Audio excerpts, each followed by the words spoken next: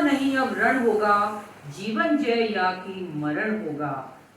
कविता जो मन को आंदोलित कर दे, कविता जो मन को उद्वेलित कर दे। जी हाँ, मैं बात कर रही हूँ हमारे राष्ट्र कवि श्री रामधारी सिंह दिनकर जी की।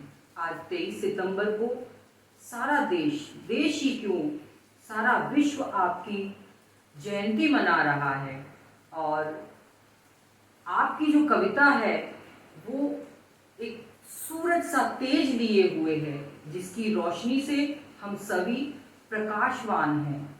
उर्वशी, रश्मिरथी, रेणुका, संस्कृति के 4 अध्याय, हुंकार, अरुणोदय और हिमालय जैसी कविताएं आपको विश्व कवि का दर्जा देती हैं।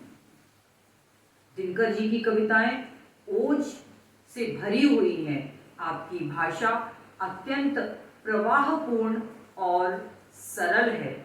आपकी भाषा में क्रांति, विद्रोह और राष्ट्रीयता कूट कूट कर भरी है। आप वीर रस के कवि हैं।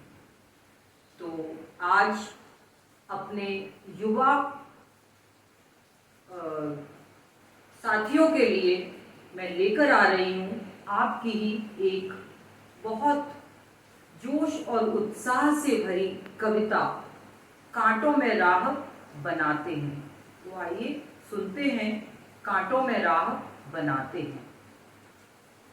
सच है विपत्ति जब आती है, कायर को ही दहलाती है। शूरमा नहीं विचलित होते, एक क्षण नहीं धीरज खोते। विघ्नों को गले लगाते हैं, कांटों में राह बनाते हैं।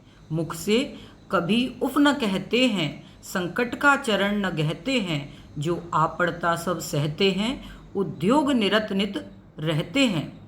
शूलों का मूल नशाने को, बढ़ खुद विपत्ति पर छाने को। है कौन सा विघ्न ऐसा जग में, टिक सके आदमी के मग में।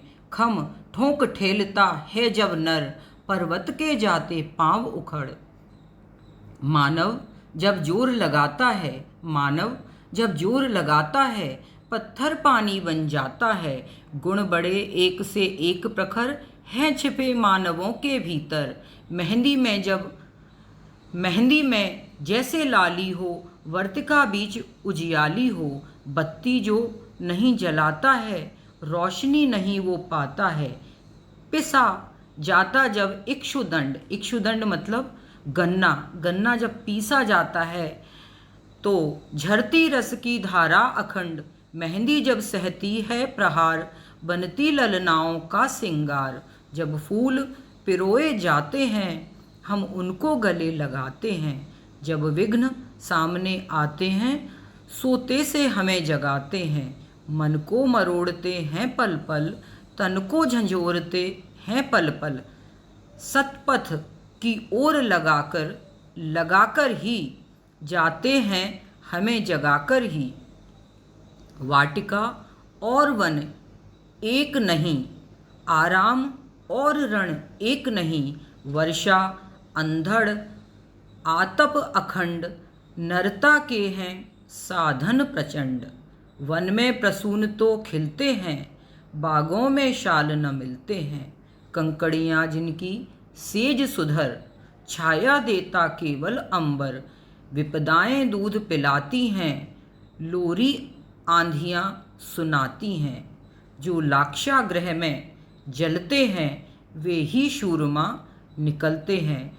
तो प्यारे दोस्तों, हम जितना अधिक मुसीबत सहन करते हैं और उन्हें बिना घबराए हुए लगातार अपने सच्चाई के रास्ते पर चलते रहते हैं, अपने जीवन पथ से भटकते नहीं हैं, तो अनवरत ऊर्जावान और धैर्यवान होकर यदि चला जाए, धीर, वीर और गंभीर बनकर जीवन के इस पथ पर हम चलते रहें, तो एक दिन ऐसी कोई भी विपत्ति, ऐसा कोई भी दुख नहीं है जो एक परिश्रमी मानव के सामने टिक सके।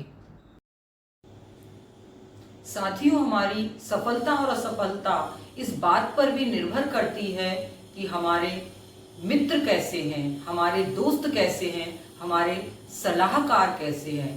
तो दिनकर जी की बहुत ही प्रसिद्ध कविता, बहुत लंबी कविता कृष्ण की चेतावनी से आप सब कुछ समझ जाएंगे। तो आइए आनंद लीजिए उनकी कुछ पंक्तियों का, कृष्ण की चेतावनी से।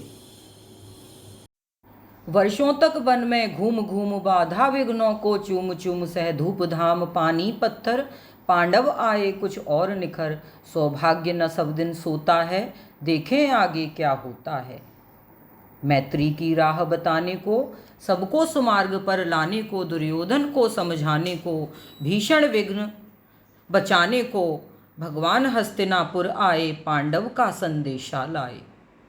दो न्याय अगर तो आधा दो, पर इसमें भी यदि बाधा हो, तो दे दो केवल 5 ग्राम, रखो अपनी धरती तमाम, हम वहीं खुशी से खाएंगे, परिजन पर असी न उठाएंगे।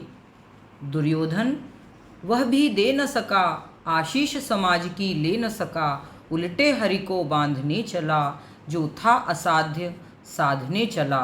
जब नाश मनुज पर छाता है, पहले विवेक मर जाता है। हरि ने भीषण हुंकार किया, अपना स्वरूप विस्तार किया, डगमग डगमग दिग्गज डोले, भगवान कुपित होकर बोले, जंजीर बढ़ाकर साथ मुझे, हाँ हाँ दुर्योधन बांध मुझे। यह देखें गगन मुझ में लय है, यह देख पवन मुझ में लय है, मुझ में विलीन झंकार सकल, मुझ में लय है संसार सकल। अमरत्व फूलता है मुझ में, संघार झूलता है मुझ में, बांधने मुझे तू आया है, जंजीर बड़ी क्या लाया है। यदि मुझे बांधना चाहे मन, पहले तो बांध अनंत गगन, सूने को साध न सकता है, वह मुझे बांध कब सकता है। हित वचन नहीं तूने माना, मैत्री का मूल्य न पहचाना, तो ले लो मैं भी अब जाता हूँ, अंतिम संकल्प सुनाता हूँ। याचना नहीं अब रण होगा, जीवन जय या कि मरण होगा। याचना नहीं अब रण होगा, जीवन जय या कि मरण होगा।